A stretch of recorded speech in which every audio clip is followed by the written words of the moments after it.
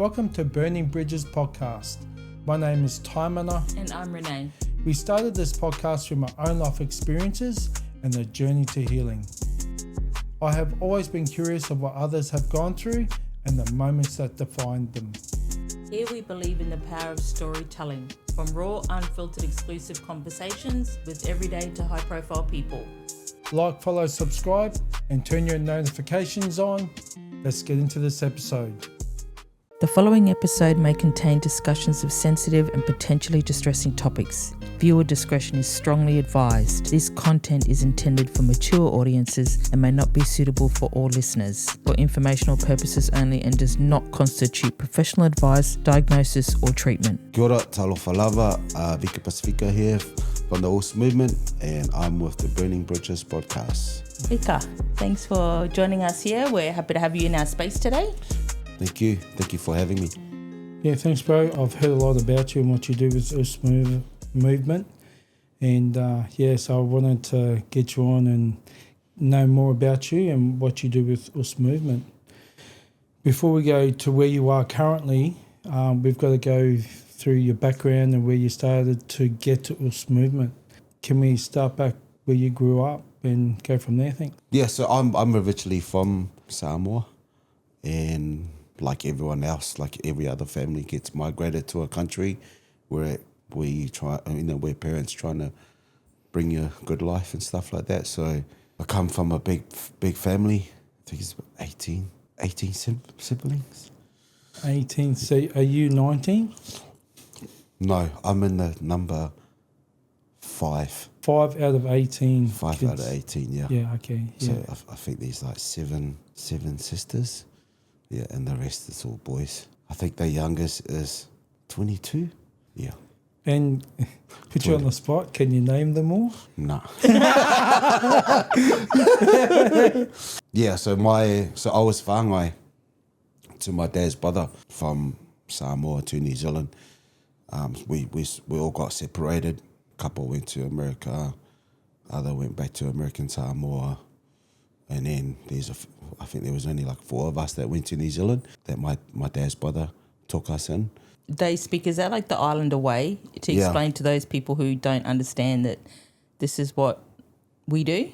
Is when we have a lot of kids, we give them to our brothers or sisters. Obviously, was it because they didn't have any children of their own, or it was just too many kids for them to look after? Is that why? Yeah, I think my dad's brother was just pretty much trying to, I don't know, a better life for us. You know, my dad's brother sort of took a couple of us just to trying to get a better life. You know, New Zealand, Hawaii as well. And can you remember your childhood? Was it a happy childhood that you had? Yeah, my childhood in Samoa was good until I landed in New Zealand.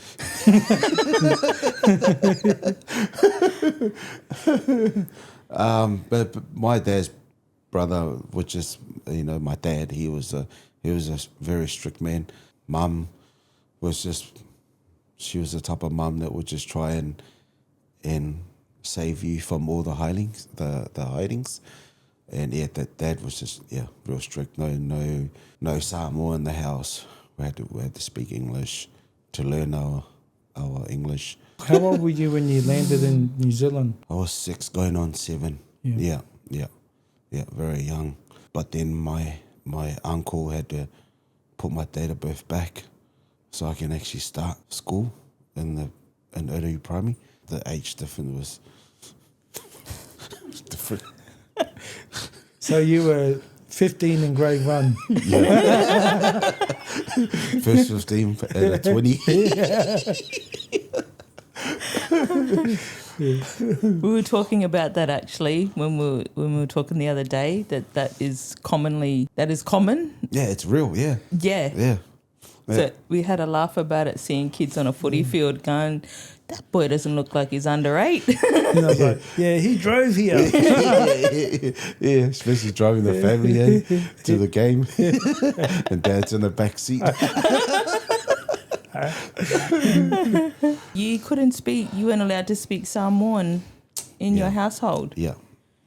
Did that make you sad? Did you want to speak it? Not really, because I still can't speak English. I don't know, but English is the hardest language. Like honestly, like I can speak other cultures, but I can't. You know, I sound cool, but it doesn't. Like it's. I think English is like my second sort of language, sort of thing, and I still can't pick it up. You know, reading's a struggle, writing's a struggle, and I still can't do it. Like you know, I have to say it in my language to reverse it into English. Oh, true. Yeah. If anyone out there, it's in my shoes. Yeah, that's how I do it. Oh.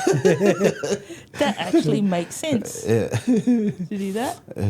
Some words I don't know, so I have to translate it into my language to actually understand what it means. If not, you just Uncle Google. Uncle Google. So with your birth parents, did you know them or did you see them a lot while you were in Samoa before you moved to New Zealand? Yeah. Okay. Mum and Dad were still together. Yeah. In Samoa. Yeah, I think Mum and Dad didn't really care, to be honest. Like they just wanted the best future for us. So it was pretty much go, take them. When you moved to New Zealand, were your biological parents still in Samoa? Yeah. So my mum had to come with us to New Zealand because of I don't know, it's like taking your kids to the first daycare and then they cry. So it was pretty much like that because we were still young. My older brother was a little bit older than us. I think he was like 10. So he was all sweet, but it was me and my sisters that was young at the time that Mum had to come over just to settle us in before she flies back to Samoa, which was only 3 days. She didn't last long, for a week. She wanted to go back home. Yeah, because, I don't know, just used to the culture. Yeah, the life of the island. Less stress. What was your upbringing like in your school, being in school? What was that like for you? Were you in Auckland? Yep, I was brought up in Otahu. Jeez, it was hard, to be honest. Yeah, as a kid from the islands that you don't know English, the English barrier was real bad. Like it was a struggle for me. It was hard. But I don't know, just had to just fake it to make it, pretty much. If I knew it back then, I would have done it better. So for young kids out there in a similar situation, and you just said you would have done it better, what's a better way to do it, as in not being able to speak English? Yeah. So, what would be a better way than how you actually done it? It was pretty much got forwarded into the school the following week. So it was like landed there like on the weekend, and then the whole week to get processed to settle in. Mum left before then the week, and then the following Monday you're in school, and then everything is all new. Like you look everywhere, it's different. It's in the islands. You know what I mean? It's totally different. So, and going into school and not know one single language of English, that was like a struggle. I struggled all the way to college. That's how bad it was. Yeah, and the English still didn't get it until I left. Until I got kicked out of school in Otahu College. If you saying that if I would have done it better, Uncle and Auntie sort of leave us home for a couple of months first to understand the culture of New Zealand and understand the English barrier and sort of learn a few words here and then, and that's what these are saying. And the people in the islands is that your first word is yes and no. So everything was yes and no. So anything you say, it was yes. I've heard some stories about that where I won't even go there, mate. Any other Samoans around that helped you gel into the culture and understand it a bit better? Nah, we didn't have any Samoan teachers in the Otahu Primary. Well, even as in like kids, with the other kids, Samoan kids or Samoan background? Nah. Oh, yeah, there were kids there, Samoan backgrounds, but they were born in New Zealand. They had better English than me. And they couldn't even speak Samoan. So, me trying to talk to Samoa to them, it was just, their answers was yes too. in Samoa, it's like, and it was like, it's vice versa, he he talks English to me and I say yes.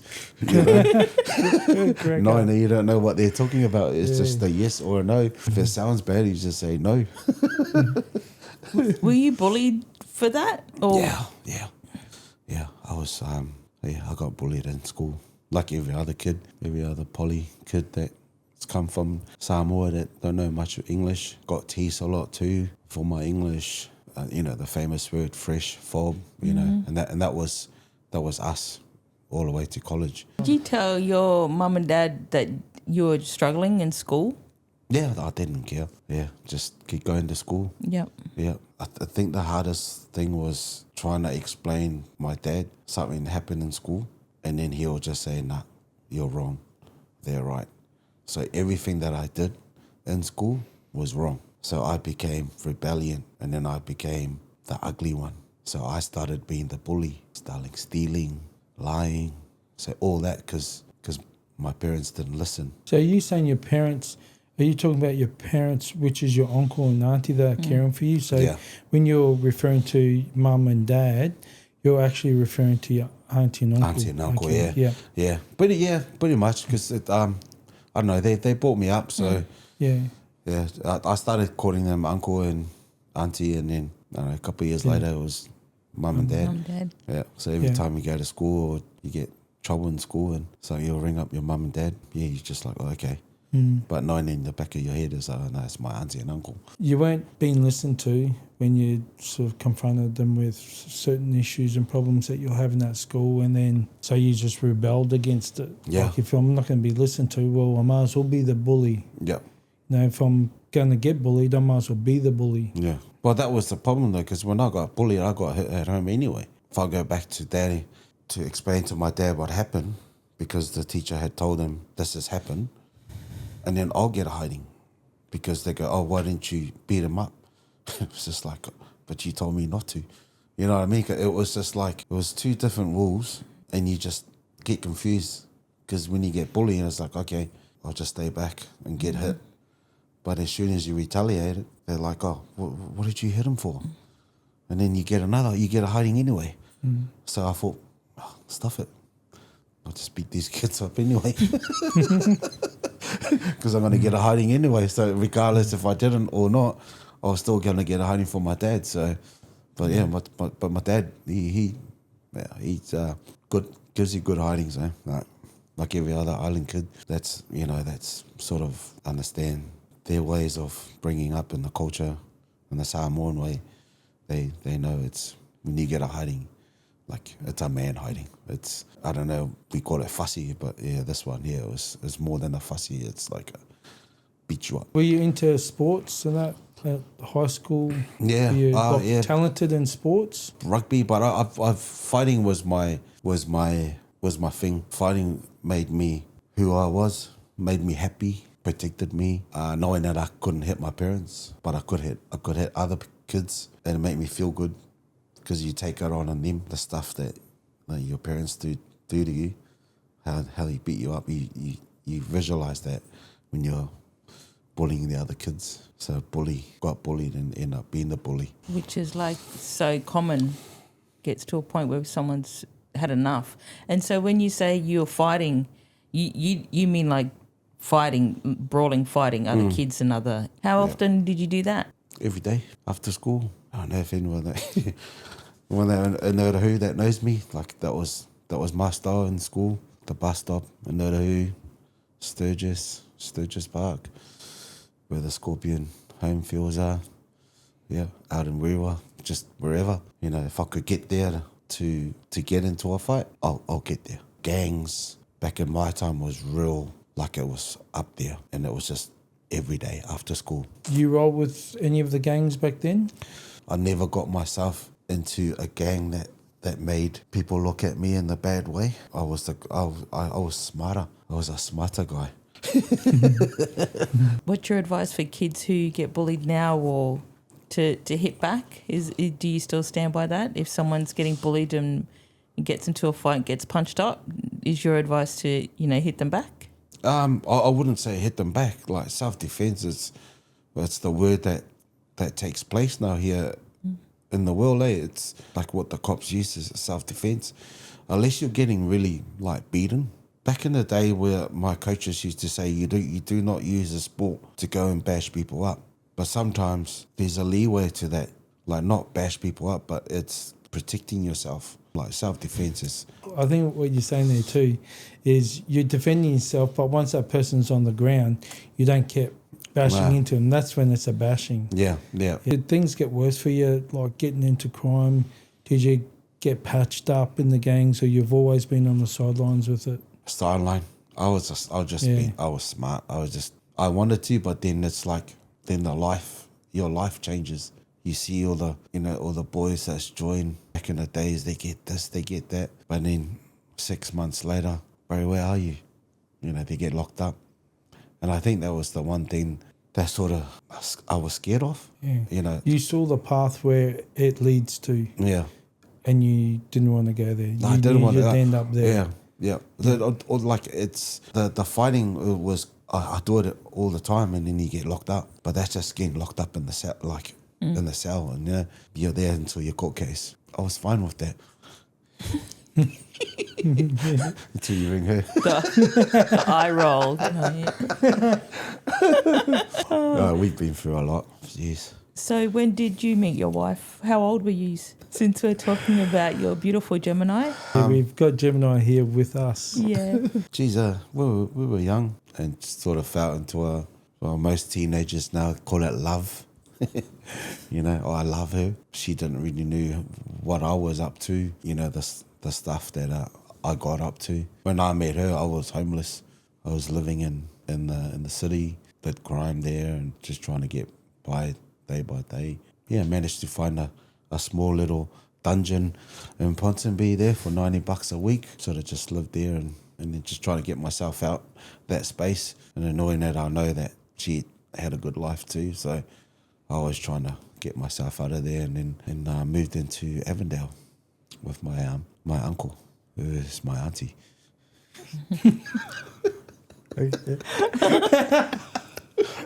I should laugh. His name is Chris, but yeah, we call him Christine. Christine. Sorry, auntie. Sorry, auntie. Not that there's anything wrong with that. No, I'm not against that. It's just how you said it, that's all. I was just there thinking when you're talking, I just want to, like a couple of questions that I want to ask. I'll start with the negative.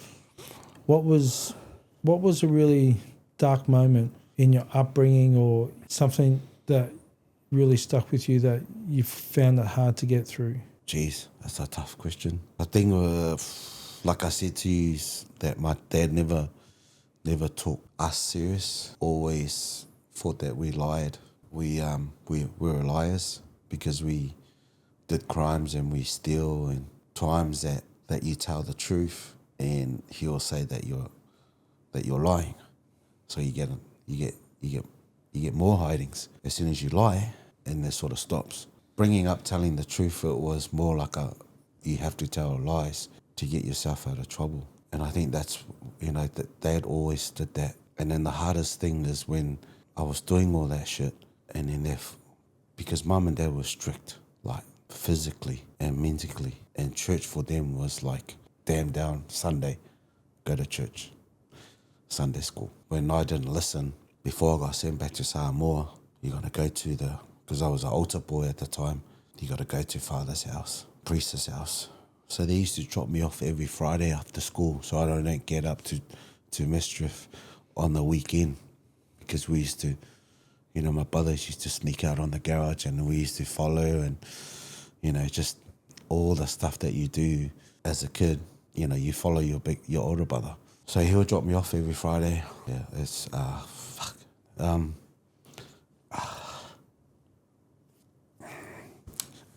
sorry. Yeah, so within that 3 years before I got sent back home, something that I never got over with until a couple of years ago, that I had to work on myself, knowing that all the shit that I used to do, I realised that the thing that made me who I was then,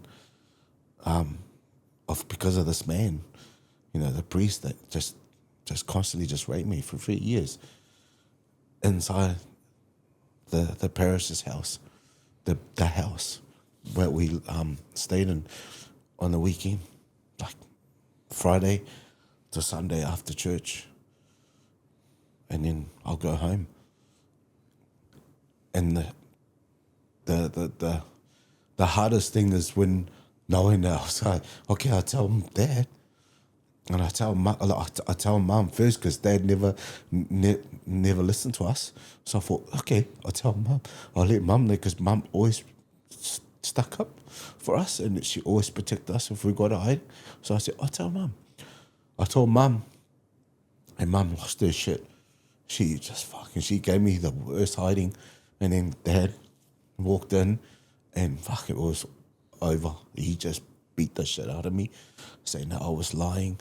You don't talk you don't tell lies about the man of the church. He's the man of God. And, and it was just, that there just broke me, bro, for so many years. Like, even meeting my wife and just all, I'd still never dealt with it until I moved here to Australia and just trying to work on.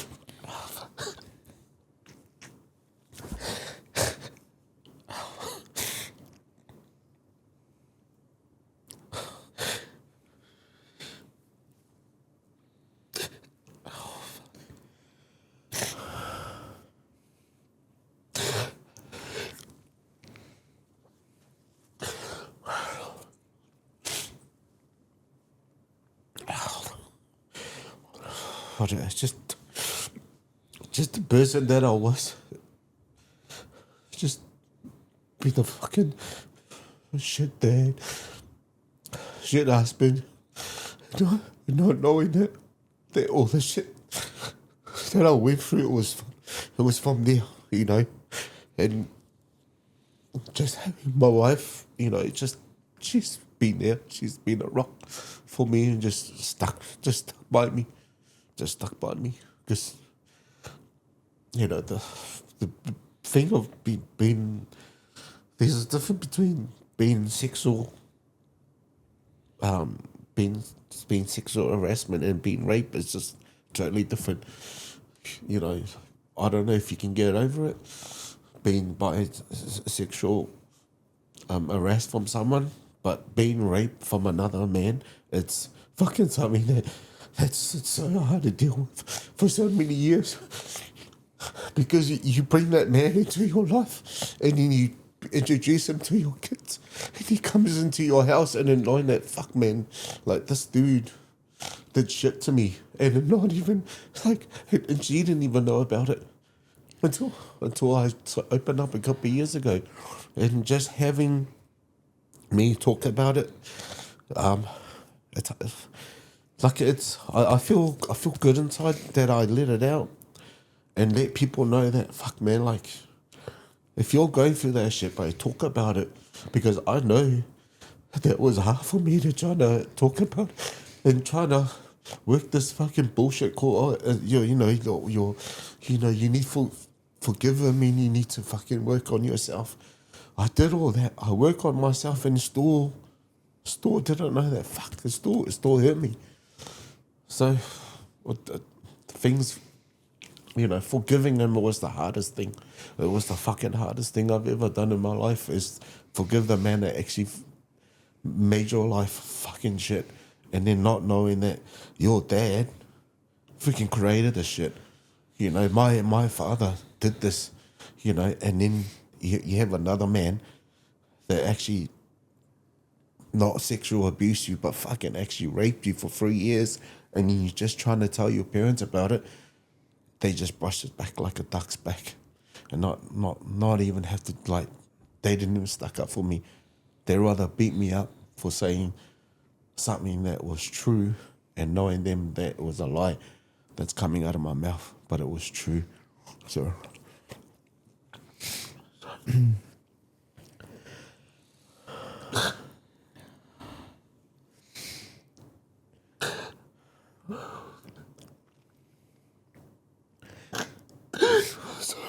No, bro. Don't be sorry. Don't be sorry. We're sorry you had to go through that as a young child, and we appreciate you opening up, sharing that with us. And this is all to help other people out there that have gone through a similar thing as yourself, and that's what this is for. And I couldn't imagine what it would be like for a young person that's got no way. You're opening up, telling the truth, and you're stuck there. You have no control of your environment.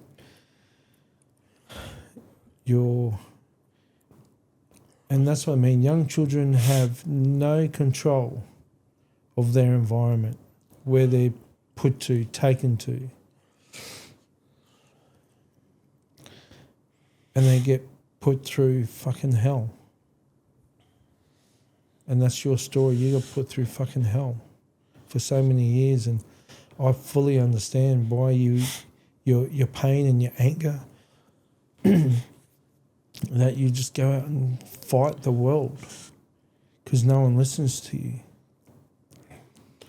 Man, at times that my wife used to bring my dad's name, man, I just remembering that anger I get, I just get pissed off for some reason. When she used to bring my dad's name up, I just get angry. And then now it just like all makes sense, because you don't know, and like I just wish I knew things back then, like what I know now. I just wish I knew it back then, because the English for me was real bad. And having that done to me, I thought it was normal. I really did. I really thought that was like that was it. That was the life. That's what you have to do. But then bribing you for money, because the bastard used to live $10 near the bedside table. So when I used to walk in, I thought it was a test if I was going to steal it. Because I don't know if he was talking to my dad about me stealing stuff, robbing people. So he used to leave $10 there. And I never touched it. And then realised that when all this shit happens, that money was what we call now as bribing. I'll give you this if you don't tell. $10, $20, and then $50, and then $100. It just got to a stage that I had money, and then I used to buy stuff for my brothers, and then my dad will find out, who's buying all this stuff? And my brother goes, oh, Vika. And he goes, where are you getting this money from? Oh, father. Why is he giving you all this money? He goes, oh, because I do the chores in the house. And he'll go tell father. And I remember that day, I just wanted to kill him, bro. My dad went there on a Friday. And he stood there, bro. Dad said to him, yo, you give him money? And the fucking priest was like, oh, no, I don't give him money. Like, where you get the money? And I'm just like, I stood there, I go, you, fuck, man. I was just like, and they just backhanded me, kicked me on the ground near the car, just gave me and he just stood there, bro. He just stood there. And then Dad goes, get in the house. Went in the house and like acted like nothing happened.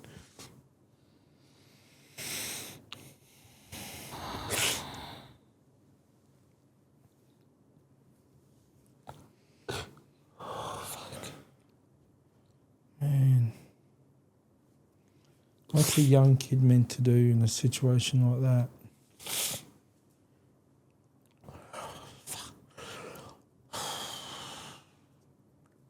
I didn't know I was going to say this shit, but hey,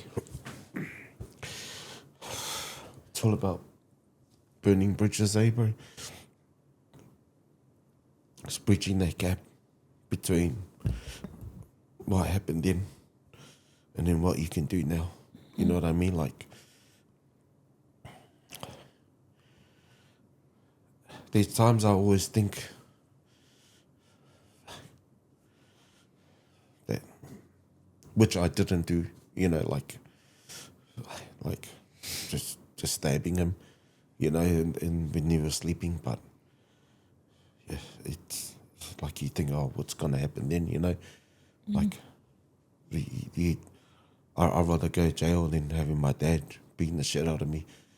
I just constantly, that's how I was thinking every Friday.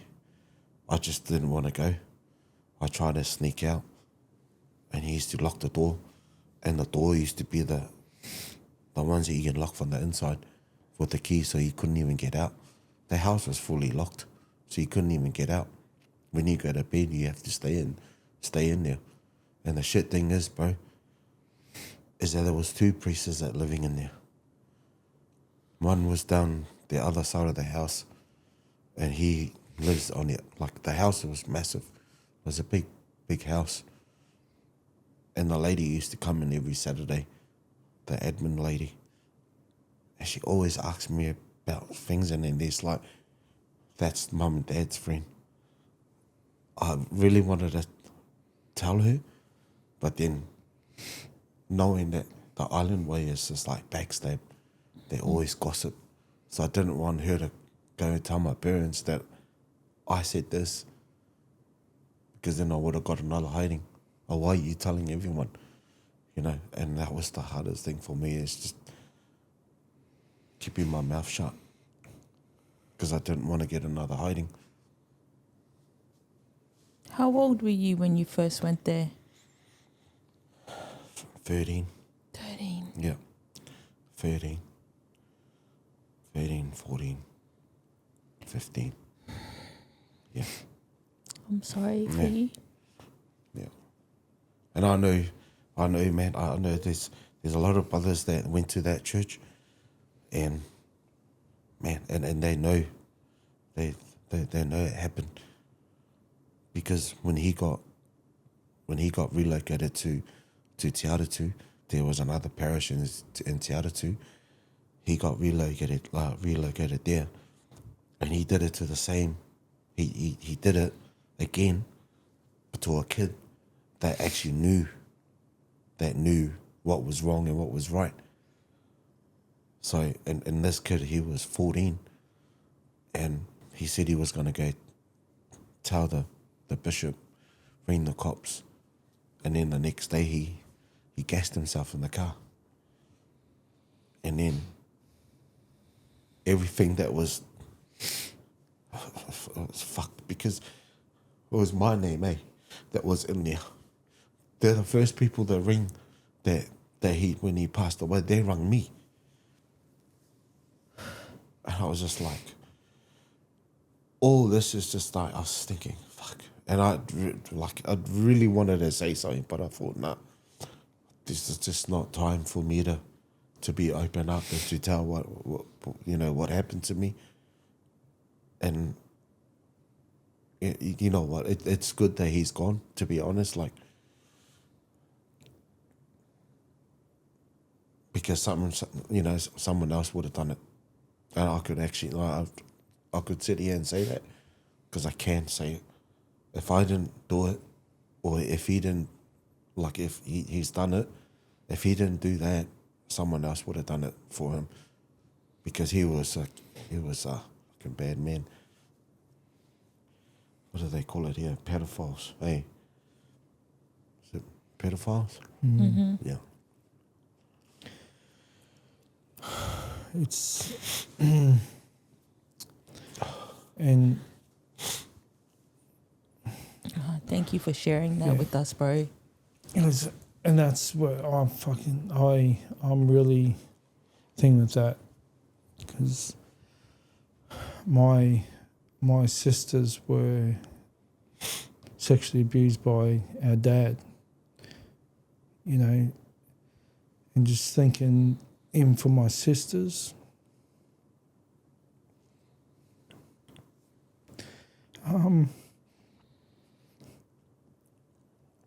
knowing dad sexually abusing them, and what she went through, and it really hurts me. What young children go through.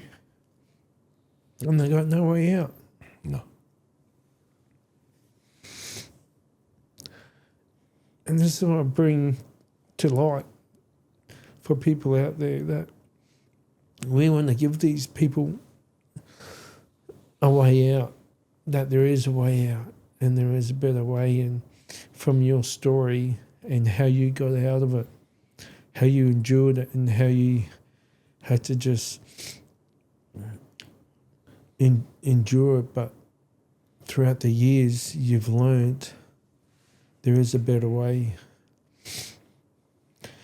So you got sent to Samoa. Was that because of your, retaliation from what you'd been through? Yeah. And they couldn't handle it? I ran. I ran away from home. Yeah. I ran away from home. And then my brother came out looking for me, my second older brother. He came out looking for me and I was out in Devonport, in Takapuna, living people's house, one after house to another. And I was young then, I was 15, 16. We were away from home that long that the cops couldn't find us. So my dad, it was my uncle, my auntie, dad and mum declared that we thought we were dead because they couldn't find us. Because my brother came out looking for me because I just took off. I said I just couldn't do it anymore. So we ran away. I ran away, and then my brother sort of found me, and then he stayed with me, just make sure I was okay. We were away that long, yeah, that my mum and dad thought we were dead. And I don't know, there were a couple of the boys from the church, but somehow they found us out in Devonport. Yeah, they were saying that, man, everyone's looking for you. It's like, your mum and dad thinks you guys are dead. Yeah, we had to come home. And as soon as I got home, fucking who gets to blame? Me. And then I get the hiding. I got the hiding because I dragged my brother into it. And then I got sent to Samoa. And then my brother got sent to America. Going back to the islands, I think it did me good, but my real dad, I thought wrong about him as well. He was as bad as my uncle. He would just beat me up every day because I failed. You're supposed to go to New Zealand to do this. You're supposed to do a good life. You're supposed to go to school. And every day I was plantation. Sent me out to the plantation for 6-7 hours. Come back home, cook the food. And if I don't bring food back from the plantation, I'll get the amo. The amo is what you carry your food on. And this thing is massive. It would just like smack over your head, beat you up until it's broken. And it was like that, like constantly, just bad. And the way I got back to New Zealand is that we had a member of the church that was living next door. He used to see, like, he moved back to the islands, and him and my dad my uncle used to communicate. And he used to tell him that what my dad used to do to me. So my uncle felt sorry for me and brought me back. And then knowing that that's what he done, he does the same thing too. And then he's called my dad, why are you hitting him? Fuck, you guys are the same, man. It's hard for me just to, with my kids too, like, you do what your parent does to you, you do it to your kids. And that was the hardest thing for me when I had my kids. It was trying not to be that person. Repeat it. And every time I try and do it or smack them, it's like a flashback. You just like, oh fuck, you can't do that. Now it's assault. You hit your kids, it's assault. But yeah, it was real hard for me not to, like, I hit my kids, but I didn't hit them how I used to. I smack their bum, for discipline. But, it's just thing that stays stuck to me is my wife, because she helped me heaps. She used to tell me off, you don't do that to the kids. And it's it's a reminder of who you actually are. Part 2 of that question was, and it's probably a good legway to shift this at the moment, is there a good moment in your upbringing that you can remember? Yeah, every second Sunday, yeah. We have a family feed. at home and all the families comes together. Christmas, never ever had birthdays, I could say. Can't remember singing happy birthday or have a candle. I think the most birthday I ever had is when I met my wife on my 18th and my 21st. And birthdays every other year. And she knows that I hate birthdays because we never got it. Never took time to tell her about it. I still haven't. I just hated it because it just brings back shit times. And your brother that moved over to America, do you see him much? Yeah, he back here now. Oh, he's back in New Zealand. He was there for 2 years. Were you close to your siblings? Like, did you talk to them about what was going on? Did they get you through it, believe you and all of that? Yeah, my older brother, Not my older brother. My second older brother, George, he was my lifeline. He was my safe. Yeah, he's always been there for me. Like everything that I do, he was first one there. The day I commit suicide, George was the first one there. And he'll just drop everything. Anything I'll get up to trouble, he'll take the rap. And then so you meet Gemini, your wife. She helps you with a lot of your healing and just trying to get through life basically and survive. It's much as it's hard for me to say this because Samoa is my culture. I was pretty much, so when I met her, I pretty much just brought up in the Māori way. The Māori ways. Yeah. Because of Gemini being Māori, she's Māori. Yeah. And it was just like she showed me a lot of things that I didn't know. I learned a lot of stuff from her. You know, she took me places that I've never been. So she taught me a lot of things about life that I didn't know. And I just wish that my dad sort of took time to learn about the culture because he just hated her. You know, I saw stuff that he didn't take time to learn. And every time I used to bring her, I'll get her hiding in front of her. I'll go home, trying to take her home to see my parent. I wouldn't even step foot on the driveway. He'll come out and beat me in front of her. Gave me a hiding all the way to in my 20s, 27, 28. So he pretty much just owned my kids when they were born. No encouragement, no nothing. His mokos were 5 until he started taking us in. It was a hard thing for me to deal with, knowing that you have to tell your kids that you're koro, you know what I mean? Like that's your grandfather there. You know, and my kids do. My kids treasure those last moments before he passed. And a change of heart for him to want to get to know and accept Gemini and your children. Yeah. Was that because he was sick and he knew he was dying? Is that why he wanted to have that, repair that relationship? No, I think he just grew. He just grew out of it. And I think that's what my father realised. Oh, I'm getting old. I'm not getting any younger. And when he did finally meet his moko, it was just like, to me, it was like, should have been there from day one, trying to telling me how to raise my kids. It's just like, he didn't do a good job with us, you know what I mean? Like, it's like he was almost telling me off for hitting my kids, man. I'm like, he used to bash us with a broom. Honestly, when my dad used to give me hiding, he tied me up like a pig. And that's no word of a lie. He tied me up for 3 days. Slept in front of the living room near the fireplace. 3 days. My brother used to come from school and feed me. That's how bad the hidings were. Bad that his belt used to break the buckle, and then he'll ask my younger brother to go grab the broom until the broom breaks, and he'll look around for something else. Aunties used to come over and try and stop him, and there was no stopping. Oh, right. Did you ever forgive him? No. I still haven't. I didn't have time. You know, didn't have time. I loved him for who he was at the end. I loved him for him just realising, I should have done this years ago. The separation, like I said, you know, in school with the culture, it sucks that your parents were doing that too, separating the culture. You know, you've come into a land that is not even yours and don't even take time to actually mingle with other cultures and understand the culture. That's how we learn people, is by being present and just taking time to know their culture. But there's no difference from our culture. We love food. We love our family. We love to sense of humour. we laugh. You know what I mean? Like, we all do. You know, we all love mocking people, and we take the piss out of it. You know, and they think for us it's funny. You know, that's our sense of humour. All Indigenous cultures are like that, no matter where they are around the world.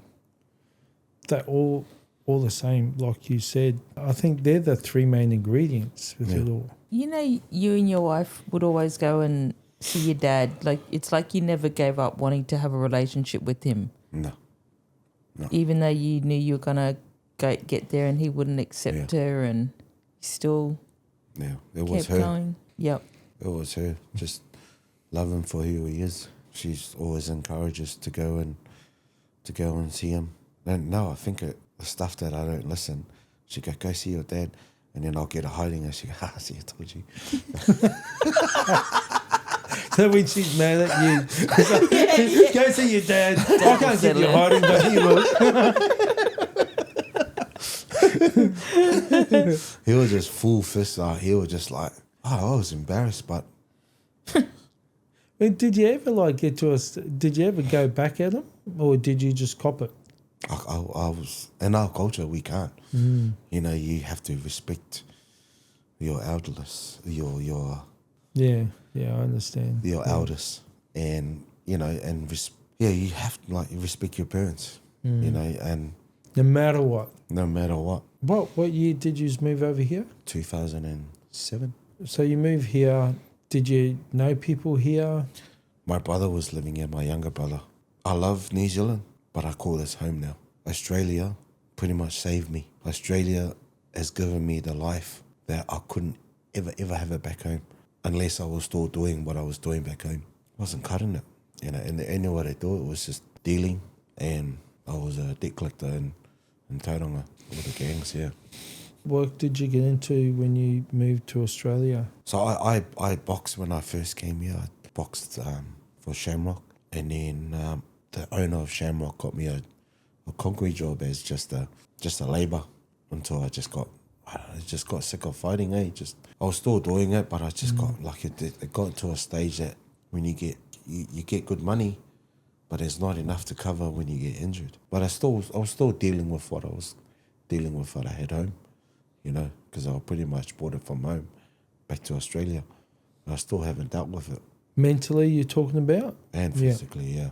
Physically, yeah. Yeah. So when I came here, I was just same thing, beating people up, getting arrested. I don't talk, you know, I just, my wife knows. Don't talk. I was a guy that just like, boom, you know, and then that's how it got me getting arrested here every time. Pepper spray. Tasered. What was the point of you just going, this is enough? Just the kids, to be honest. Just seeing my kids. If you didn't want your kids to be in a gang, we moved here. You're in Australia and you're getting into a bit of troubles with fighting and that, getting banned from clubs, getting arrested. And you said sort of the turning point was your kids.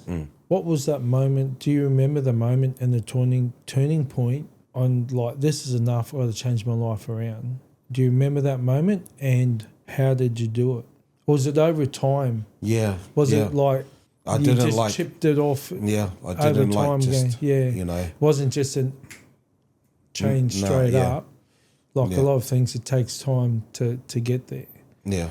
But okay. Was it like a matter of years? Was it like within a year? No, it was, we were talking about 5, a very long time. I still had to process it, still had to go through it. What type of things did you do to slowly make the changes over those years? Cutting things that I was doing. The drugs and drinking was I was a bad habit, because as soon as I drink, I'm out. Like I'm gone. There was no control. As much as you say to yourself, I'm just going to have a couple. A couple turns into 8 o'clock in the morning the next day. So I just had to cut the drinking, stop going out, and just through over time we slowly did it. It wasn't hard, I tell you that. There is times that we would argue about it. I can't do this because I need to go here. I need to go out. Oh, there's something's on. And she's like, my wife used to get pissed off. Nah, you always say that because you always end up doing this, and then you end up doing this, and then you end up getting locked up. The pattern of it. It's a pattern, you know. It's like that, you know, the circle of violent, you know. It never breaks. Yeah, so we just slowly worked on it. And then I think the hardest thing was not her knowing what my past was, what happened to me. She didn't know that. And I kept that for a very long time. The only one that knew was my brother. I had to work that on my own, like slowly working on my own. It's by seeing specialists, just having doctor's appointment to get referred, to get help. And then as soon as I get help, you get your 10 sessions for free, and then you start paying. As soon as my last session, I'm out because I couldn't afford it. And then there were some places that I had to go, like a couple of hubs in Caloundra. There's a couple of health hubs there that you go and see psychologists there for free, for 10 sessions for free. As soon as like those 10 sessions, it never talks about how bad it is. It's always the same thing every day. Every time we go in there, it's the same thing. It's sort of like it repeats itself. Also, what was today like? So how did you deal with that? But never talked about what. Let's go back. The cause of it. Yeah, let's go back here. Never got to that until you come to the last session, and then he'll go, next week we'll talk about your childhood. And I'm just like, you know, and by then there's $180. I remember I think the cheapest one was $80, but $80 was still expensive then, you know, especially the job I had. And then $180, it was just like, nah, I couldn't afford it. So as soon as you get to that stage, I was like, well, I'll go back to the doctor. And then it's like, oh, what happened to this? Oh, no, he wasn't relatable. And I think the only thing that sort of made changes when I was seeing a guy in Yandina. I got a refer from the doctor, but he was like a spiritual man, like a healer. Healer, yeah. Yeah.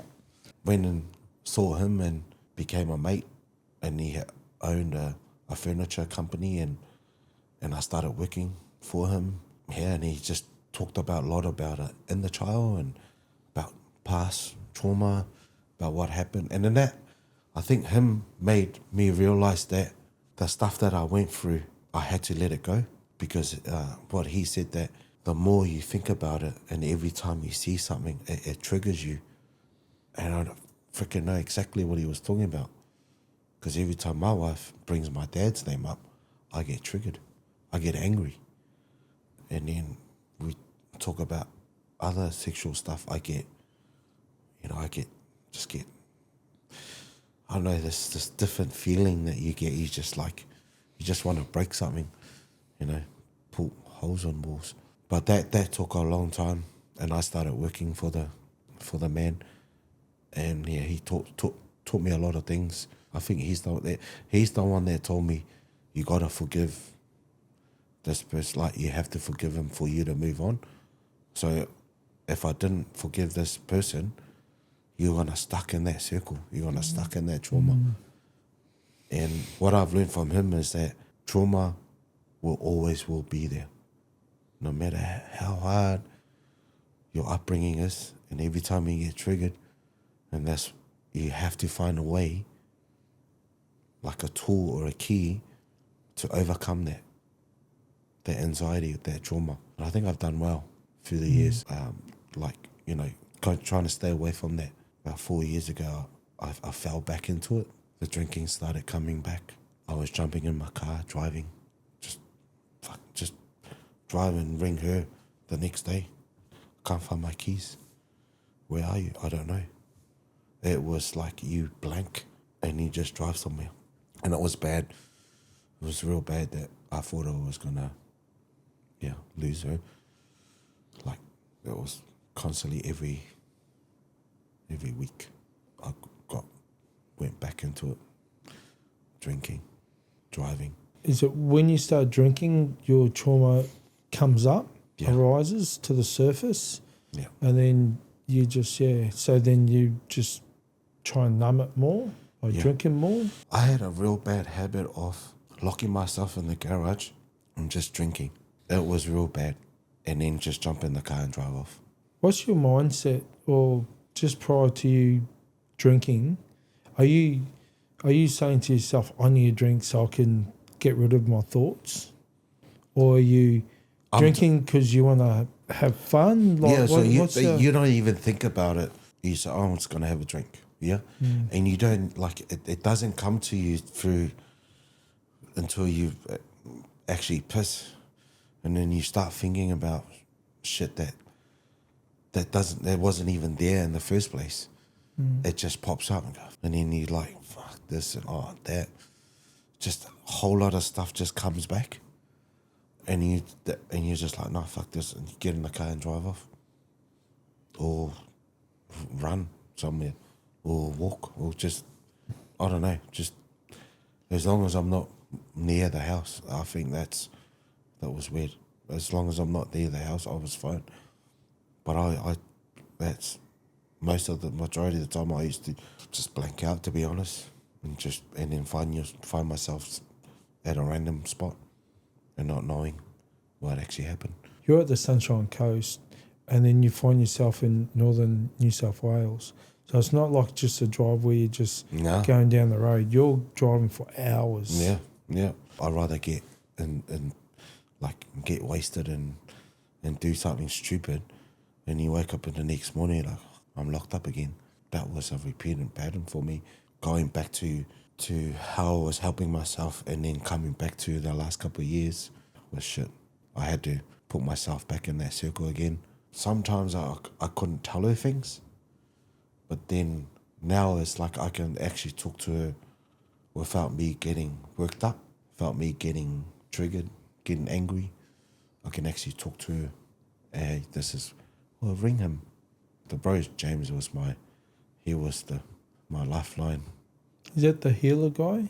Nah, this is old mate actually passed away a couple of years ago, and his son runs his business now. So he remind me of people back in Tauranga, the tarot cards and stuff, because all her families are into the spiritual thing. And when I met him, he's just like, all his house is full of those dream things and dream catchers. Yeah, rocks like that Crystals. everywhere. Crystals everywhere.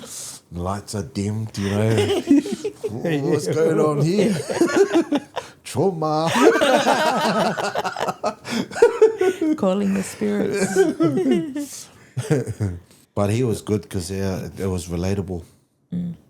Yeah, he told me things that what happened to him, but it was in the family too. Like he said, that happened in his family. He knows exactly how I feel, what I went through. And he was pretty bang on point too. On, like, just bringing stuff up. It just made, fuck, exactly how I felt. He taught me stuff to how to release the pain and the anger, and then turn it into a positive, and then keep it. Don't. He always said to me, when you think about something that's gonna trigger you, turn off. Turn off. I think where you're saying with that, and I started to do this myself when I started to have negative thoughts, and I trained myself to do this, that I'd have, say, at least 5 things I could draw from at any given time, no matter where I was, about things that I love and like, that I really love. And it could be like the sun, the sunrise. It could be beautiful trees, nature.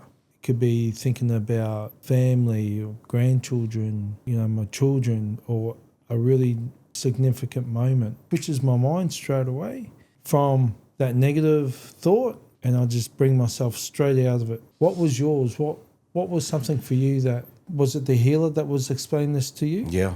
And what was his examples, and what was yours? What did you bring from it? I used to think about fighting to get my mind out of it. I used to think about just this one moment that always sticks to me, when David Tua versus Lennox Lewis, and I had the hopes of David Tua winning, and I still had that moment there, and that moment was good. It was a good moment because my wife was there too, at the Bab Tavern, and when he lost, And I just remember the positive of him representing our people. I took it as we all won. He won that by making it in the top. So I always think about that. So I think about fighting, like even Mark Hunt versus Jerome LaBelle, Take Care 2001.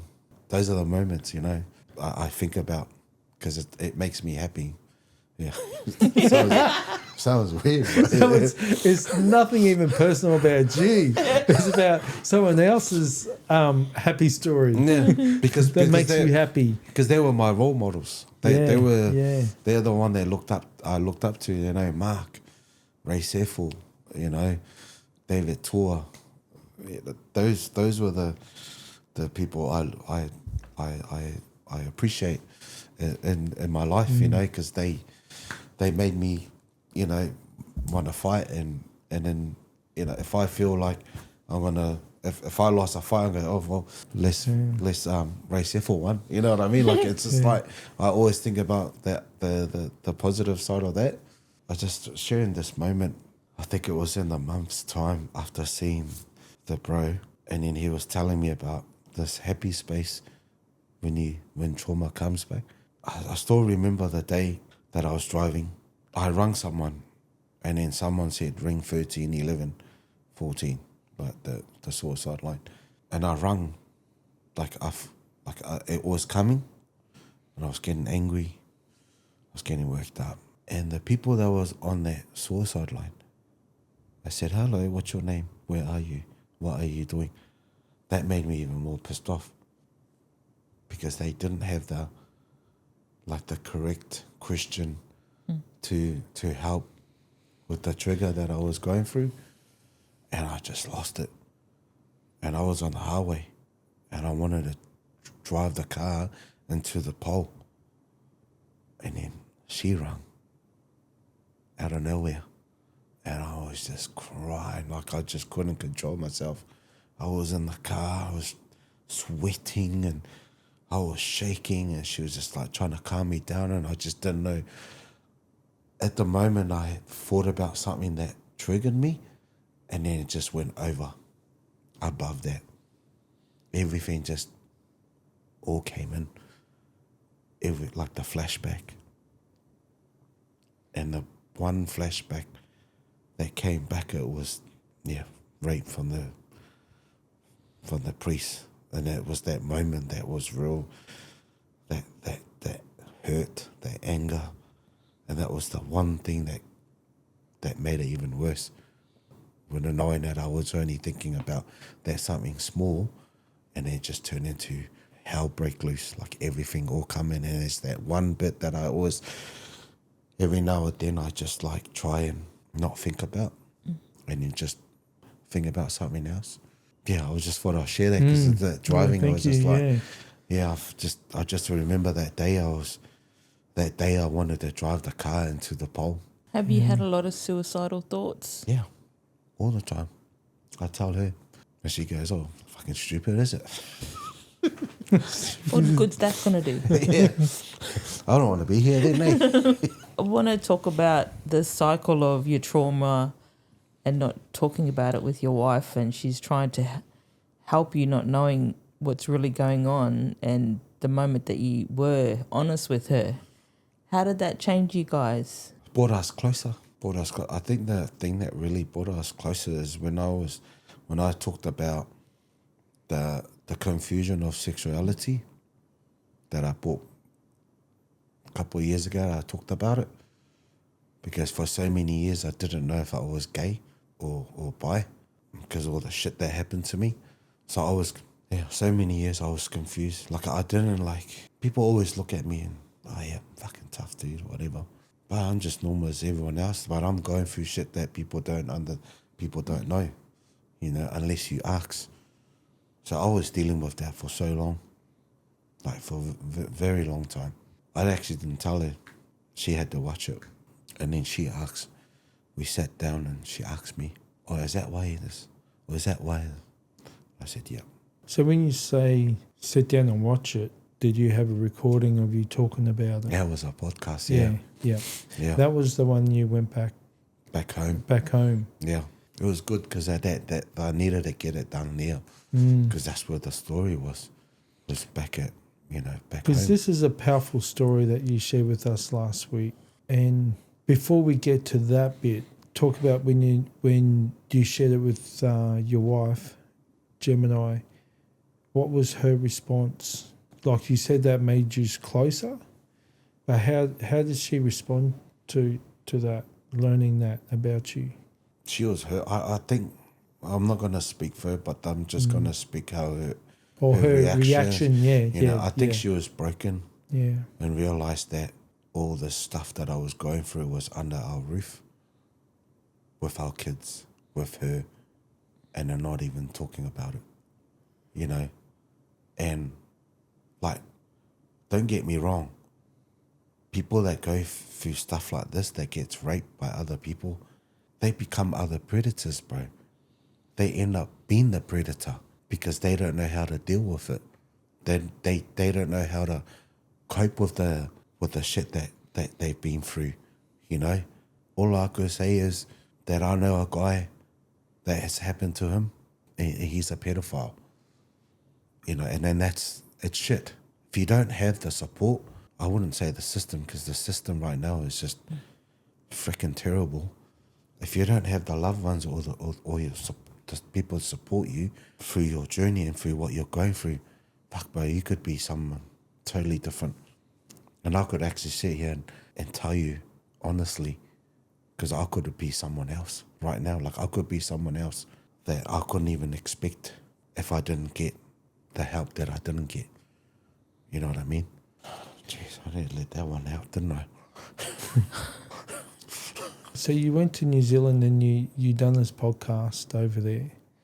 And that was the first time you shared your story Yeah. to anyone, let alone in public. She didn't know about it. Mm. And you were with your wife at the time too. Yeah.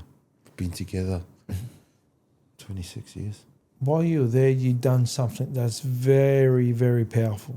Was this before you done the podcast, you done that, or after? When you went there, you went to forgive Yeah. the person, and it had to be, you had to go home for this to happen. Yeah. So can you share that story with us? Because I Yeah. just find this so, for myself personally too, so hard to do Yeah. for an abuser, for the predator. Yeah. And you've gone and done that. Share that story, please. Yeah. So we drove to GI, just where he was buried, and yeah, I just had to, the emotion, everything that was there. Oh, fuck, it's hard to explain because I didn't want to, but I had to forgive him for me to move on, and then not holding that. I wouldn't say is it his guilt. His guilt, hey? Like, I couldn't carry something that's happened to me and then try and forget it. It's always going to be there. The stuff that happened to me, it's not going to go away. It's always here. And I like, honestly, as much as I sit here and talk about it, some days I do think about it. But then I just have to go, fucking new day today. Gotta move on. So I had to forgive him. Like, if I didn't forgive him, I would have just keep going the circle that I was going and get angry for no reason, treating her like shit, talking down to her. Because there's multiple times I lash out on her and call her names, that words that comes out of my mouth that I don't even know that I know. Bring your work stuff here. That's how you talk to your workmates. It's not. It's just me thinking about it and get angry and just lash out. So I really, really had to consider me knowing that old mate saying that for you to move on, this is your self-healing. This is you healing yourself, is you have to forgive, was it the perpetrator, or you have to forgive him. If you don't, then you just kind of constantly, every time that you see something, it's going to trigger you. And then now, I see all this stuff about kids and pedophile. I think about it, but it's just like happy. I think about other things. I think about how my kids are now, my mokos. So forgiveness was hard. Trust me, it is. It was hard at that time. Still now, I still think about it. Was it the right choice? Why did I forgive a man that did something real bad to me, and still having to forgive my father? It's conflicting with you, isn't it? Yeah. And I didn't even have time. Like, I could go and say forgive to my dad, but my dad knows where he stays. My dad knows his place. I think my dad always knows what he's done was wrong. I don't want to speak for you, but the way I see it is you've forgiven the priest, but you can't forgive your father because you told your father what was happening in that time. You got a hiding for it, and you put you back there. That's just me thinking, or maybe that's why it's really hard for you to forgive maybe your father because of that, because he knew you said it to him and you were ignored. Because I have that with certain things in my life too. People knew and nothing was done, and it's hard to even forgive those people that knew that done nothing about it. So I really understand that. When you're in the cemetery, how long were you in the cemetery for? Because I know you went there and you had your moment where you had to cry and all that. I couldn't find it. I couldn't find the cemetery because it's all scattered. As in his gravestone or the actual cemetery? So the cemetery is when the priest, he got, what are they called in English? He got burned. Cremated. Cremated. Yeah. So these spots there, they put as their in body. like the plaques. Yeah. So I couldn't find it. But then that moment I was like, maybe it wasn't the right time. But then I'll go look for one more time. I walked straight into it and it was right there. It was staring at me all that time, but I didn't even know. I just went there and said what I had to say, tell him what I really think. And I said, I forgive you, I forgive you what you've done. There was a lot of words that came out that I needed to say, where I just wish that he was here for me to say it in front of his face. I think that would have been more effective. Like, I would have confronted him. What a fucking predator he is. And then you walk out, and another experience happened for you when you walked out of the cemetery. Can you tell us about that? The old man? Yeah, I came out and it was an old mate. Just didn't know him and just had a chat to me. And the stuff that he said to me, I'm just like, there was the right timing for me. That time, me being there. And I think, I don't know, you believe in people that they sort of come and look over you. I think that's what old mate came to, hey, this is a good moment for you. This is where you were supposed to come. Guardian angel type person in this that is where time. you're supposed to come. This is where you were supposed to be today. And then that was... He said something to you like, hey mate, how's it going? Yeah. And then you just opened up to him. Yeah, I've just come back from the cemetery. This is what happened to me and I forgave him. Yeah. Yeah. And he just sat there looking at me like, okay. But that was a turning point for me though. Like, that was that moment for me to go, I'm ready. I'm actually ready to tell my story and to help other brothers that's going through the same thing. Because I know our culture, a lot of stuff happens behind closed doors and most people don't talk about it because they're scared. For so many years, I didn't say anything. Have kids. The man came to our house, to all my kids. He had more relationship to my kids than my dad. I let that happen because I didn't say anything. I just let that fade off. There's time that is it just the right moment for me to end it?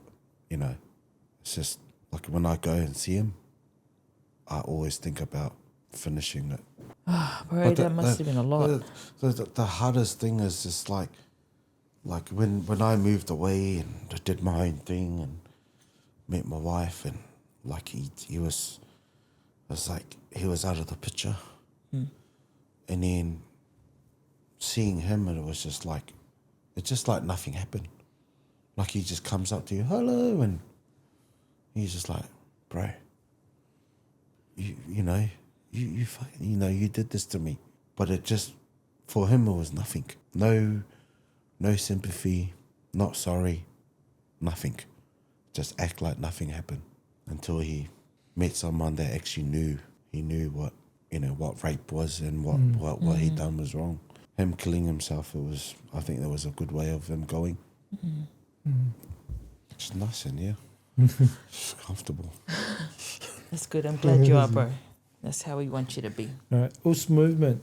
What was the foundation of that? How did you come up with US Movement? It was a gang, no.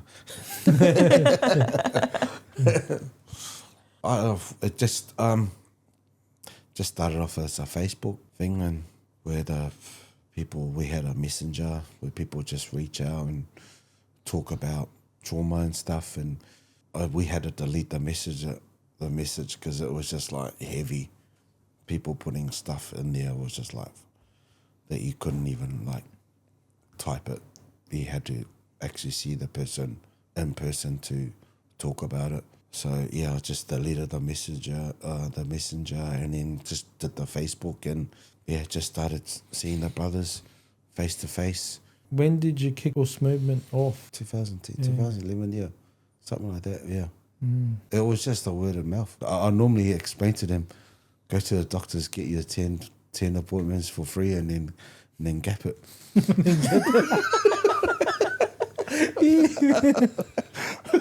And then come to me after your 10. But I was still dealing with it too. I was going with it as well.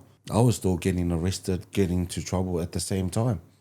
So everything that I was doing, I was like a hypocrite.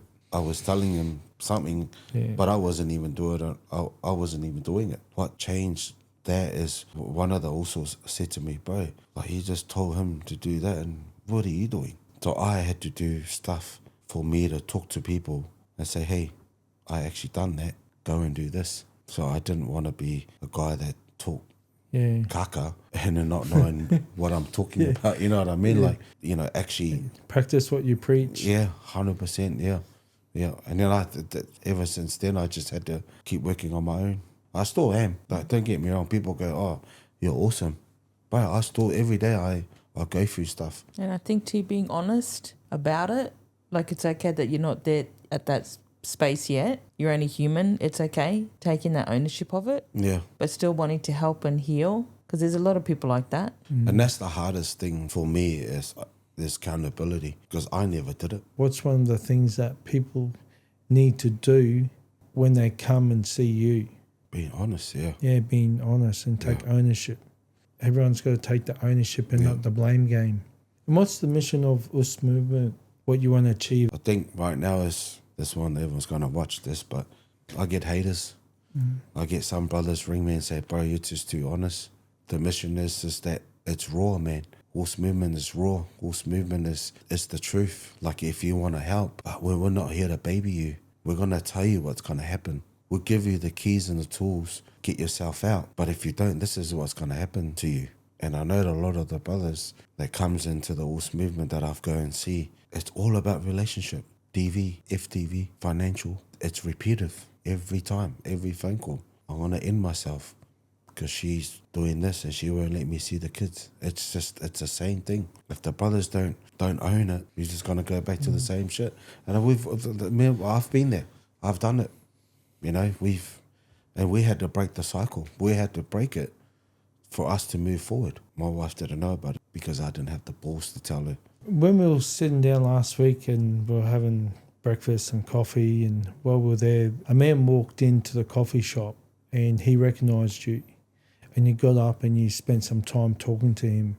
When you came back to us and you said that you didn't even recognise him, and he's one of the guys that reached out to you for help. Yeah. And you didn't even recognise him because the last time you saw him, he was an addict. Boned. Yeah.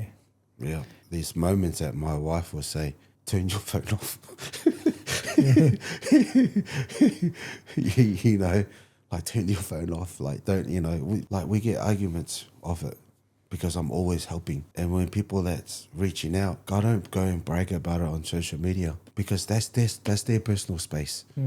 If I go help a brother, I'll just help him out. I won't put a life and go, hey, this is what Ulst Movement, like Ulst Movement's only that in the social media, but it's a lot behind the curtains. There's like, we do heaps for the brothers. Now we're in with Connect Kids. Like last week I couldn't come because I had to go and mentor a 11-year-old. And then on that Sunday I'll get a phone call that the father's beating on the kid, and then I'm jumping in my car to go and save him. And she's like, no, and then that helps me because I need to stop. And I said to her, I say, thank you, honey. Thank you for talking to me because that's my reaction. And when that kid rang me and he's running away from the cops because his father's beating on him, she's like, stop before you go. And then I had to go, okay, all right, I'm just a mentor. I'll have him on the phone. And then strategy, you work around it on the phone. You don't need to be present. You don't need to be there. And I thank her for that too. Where was the social care? Yeah. Exactly. Where are they? If someone rings you up, how does that work? And so people out there in this situation, what's your advice to them and how do you go about talking to them? How do you deal with that? Now I know how to deal with it. Yeah. Yeah, you don't rush in there. I've got to learn to ring the point of contact, which is either the police or the social workers, the child protection, whatever they call. You ring them up first. About getting all the information, Yeah. Before you start jumping in. That night I just had to guide him back to the house, make sure he's safe, the cops are there. But then hearing the other side of the story, it's just like make you think, man, there's just so much corruption in this industry called mental health. A lot of the kids out there now, they're trapped because they don't have a voice. And having a counsellor or a mentor that actually listens to you to make sure that they're in the safe space. Your helping is your healing. You're helping these people. Yeah. Oh, you noticed that? Yeah. Yeah. That's your healing. Yeah. That's why it's hard for you, I guess, to step back sometimes, but you do need to. Yeah. There's a lot of stuff that I do, and then when I talk to the brothers and then they say something, it helps me because I go, far out. That's what I need. He just, he doesn't know that, but he just helped me, either with financial or the relationship. Like I said to the brothers, no relationship is perfect. You're always going to have ups and downs. But the only way to make that relationship go smoother is being honest and having that accountability. And the honest thing is the hardest. If you want your way that way, you lie. Yeah. You lie to get your way. And as soon as you get caught, and then that's when the accountability comes in place. Yeah. Oh, actually, yeah, I did that. I stuffed up. And then it just all depends on you and your partner to go, okay, as adults, how are we going to work this? How are we going to, talk about it? Some relationships are gone too far. They just like, nah, stuff you. I'm out. I'm taking the kids. And then that's where most of the brothers fall into that depression. For the year 2026, what's the plans for Ulst Movement? No more homeless stuff. No. This year we're just gonna not step away from helping the homeless. Still help the homeless, but we're not gonna do it as much as what we did every other year. We're trying to focus more on the kids now, make them understand about anxiety and depression, how depression leads into suicide. Because I know some of the mental health talk that we do in the schools and the footy clubs last year, I was really disappointed seeing raising their hands up about, who knows about depression. And you got 30 kids saying there's only 2 kids got their hands up. And then you ask them about suicide, the whole room puts their hand up. Because that's all they know. All they know is suicide. So when they're having a shit day, or they can't cope, or they can't talk to their parents, or lead the teacher try help them, and then pushes them to do more schoolwork and pushes them to their limit, they can't talk about it. The only way they do it is they know the suicide. Oh, I know how to end this. It's just that one word, suicide. If I don't have my wife next to me, supporting me, the straight down honest truth, my confidence come from her. It would have been just another guy ringing another group for help. And then you're always going to attend the meetings, regardless or not. And I think the first step is that you need to put your barriers down and go to it. Because the majority of the brothers, they ring. They set a place, I'll go see them. You get there and he's not there because they get scared, because they're going to tell you what's actually going on in their life, or they tell you what's actually happening. And the majority of them are big men, and they hate to see the vulnerability. They hate looking at you, go, oh, far out. You're so big, you should be able to carry those on your shoulders. You know what I mean? Because that's what everyone looks at me at. Like, oh, look at him. He's, nah, man, I'm the same as you. I go through shit as same as you. I go through trauma. I go through depression. I've had through suicide. I do exactly the same thing as you. But it's getting the help and getting the keys and the tools to get to work around and overcome it. And I think that's the most important thing, is that if you don't take those on, then there's no point of helping you, because we're here to help. And for you to help, you need to help yourself. And the majority of the brothers, they do it, and then they think, oh, 2 weeks, oh, sweet. Bro, it could be 3 weeks, it could be 6 months, it could be, I got a also that's going on 1.5 years. It still rings me, because it's an ongoing process. It's that lifeline you ring, the go-to guy that you can trust and talk to and go, oh yeah, bro, this is what's happened. Maybe I don't have the answer, but I tell you what, we could, work together and feed off each other. Is there a fine line between these people that come to you, these men, with they become having dependency of you? No, yeah. No.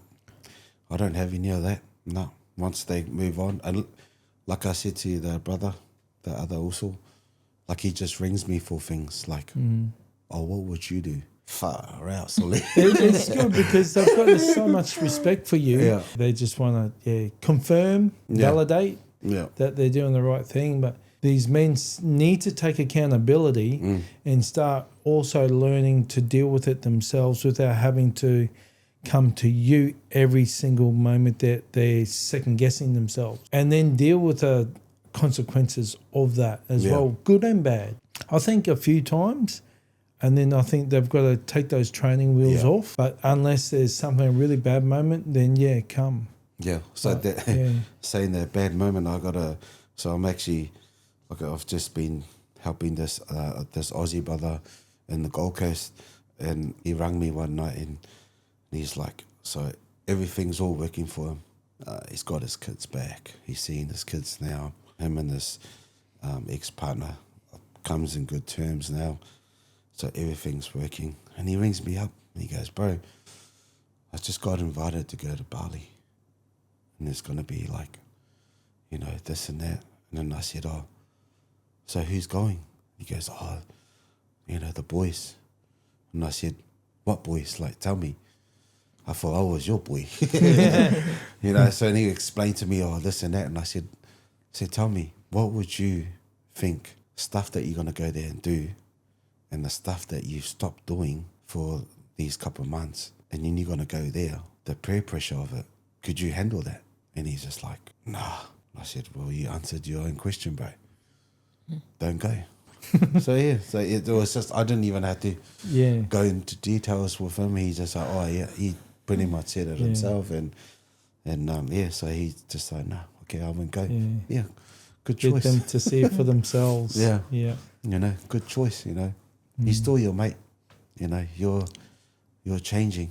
You know what I mean? Like, it's like going to a party and everyone's drinking and say you stop drinking. Yeah. What are you gonna do? You're gonna drink. It's a regardless. You go, no, I don't drink anymore.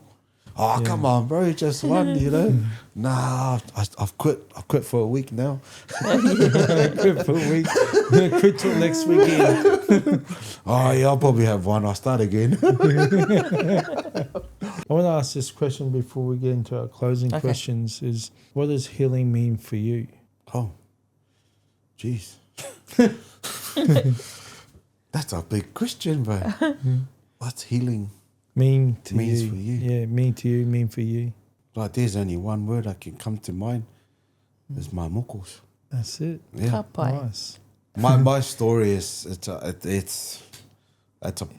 massive story. Yeah. And I guess it's the story that I tell is it hopefully helps another brother to open up and starting their healing process. And then my closing question is, what is the meaning of life for you? Mokos. Muggles. Same. Yeah. Same. Like, I got blessed with 6 mokos. My final question for you is, if your younger self was listening to this, what would you tell him? Don't tell your dad. Tell someone that listens.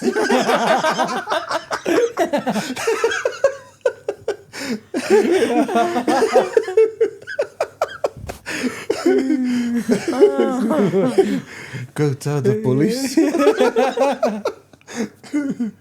Oh, that's a good one. Good sense of humour. Yeah, oh man, to be honest, like my younger self to me now, like I've be more open, more spoken. I reckon I wasn't spoken enough. Like I said, the language was a real big thing for me back in the days. If I could learn English a lot more better back then, I reckon I could have conquered it, because I could have spoken up more and just keep drilling it, knowing that you're gonna get a black eye and broken hip. You're still gonna, unless you're talking about it. There's so many things I could change if I go back to school and listen, stay in class. There's so many things, man. I wish, but hey, we're here now, so we can only make of the present. Yeah.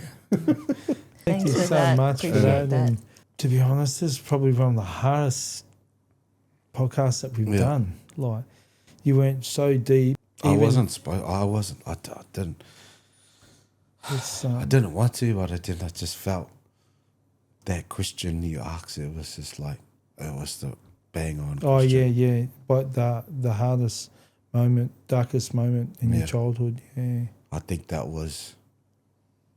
That was. If there's anything that me personally, I can help us movement out with, anything that in the future, please reach out. Like, I love what you do.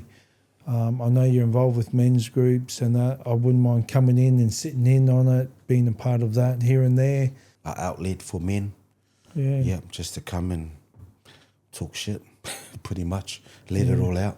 Yeah, because it's a vending. You gotta just, because sometimes you go through the weeks and months not talk about it, but then it just builds up. But no one don't know that. No one doesn't know it. Only you know it. Yeah. And if the only way to help yourself is actually just talk about it. And I always keep saying this to the brothers. That's the main key of life, man, is talking. Talk actually saves your life. But most of the brothers don't understand that if you don't talk about it, it's going to build up. And then you're going to end up yourself in a real bad spot that you can't take yourself out of it. I remember the time when I hung myself. She's already rung the police.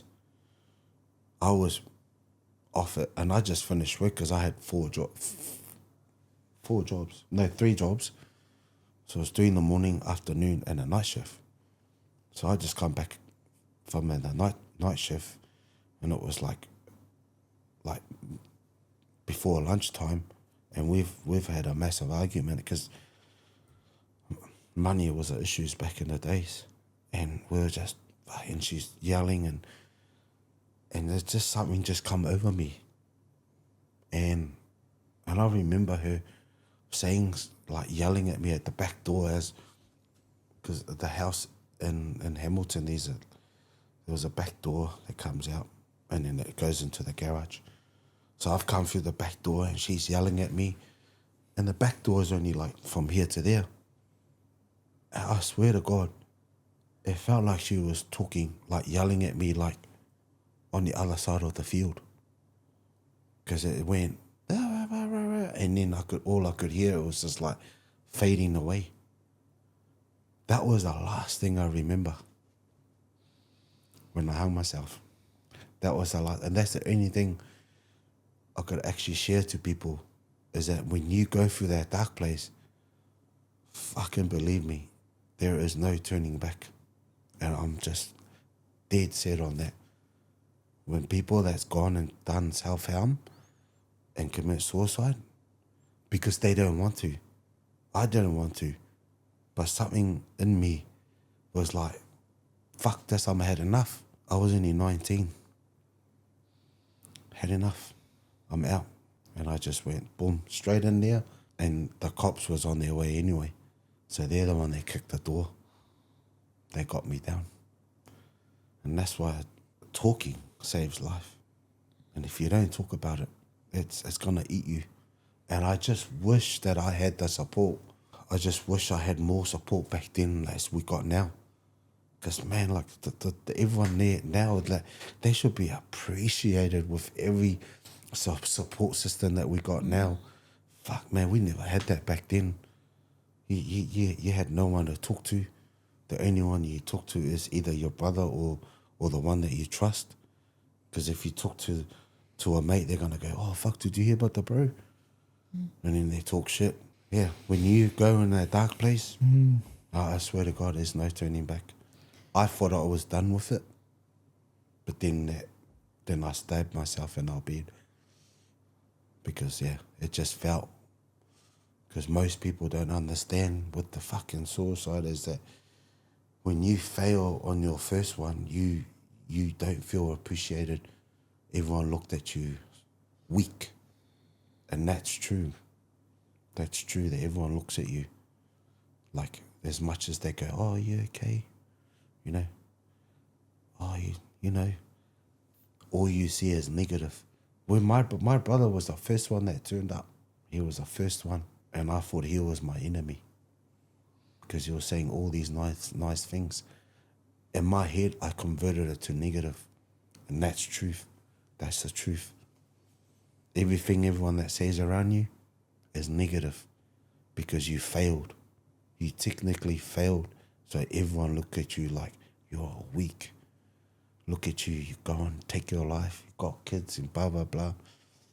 That everything that goes in your head, that's where I explain to the brothers that what you're thinking is true.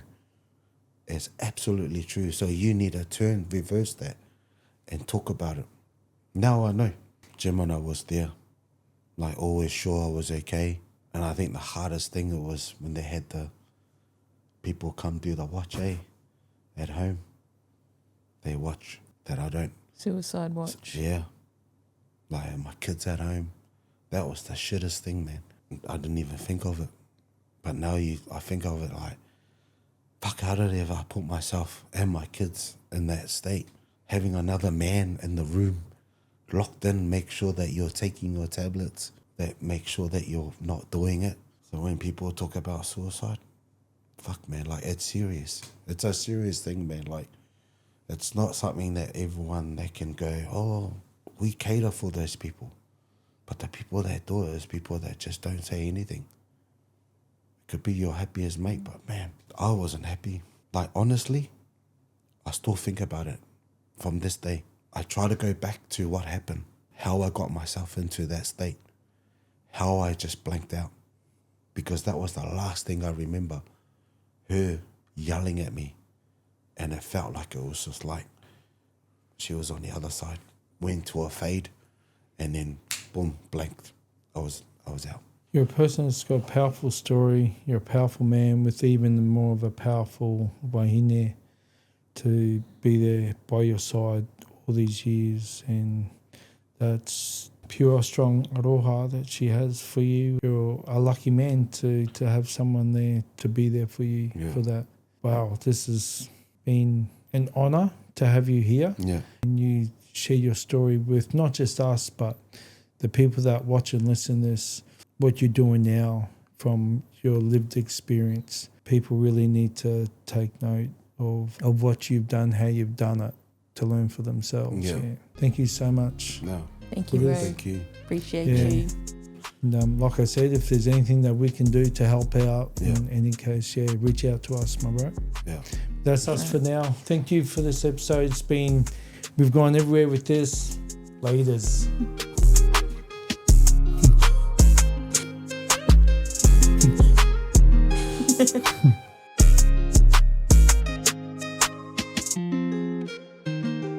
Kia ora, Tal Falava, Vika Pasefika from the UCE Movement, and you are.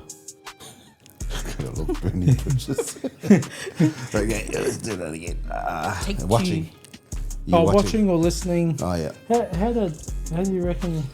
People just say 'Cause watching, listening, or what did somebody And say? You're with Burning Bridges. Yeah, and Oh, you're yeah. with So Burning Bridges. Yeah, That Yeah. covers because everything. there's listening and there's watching. Yeah. So, yeah. And you're with Burning Bridges podcast. Oh, just Burning Bridges will do away. Yeah. Or you could even say, and I'm with Burning Bridges podcast. Yeah. Something like that, ain't Yeah. it? What are you reading? Yeah, hun. Yeah. Yeah. Yeah. Cool. Yeah. They do You're not baiting me there. the fake, yeah. the fake claps. Okay. So my head. Okay, I'm here.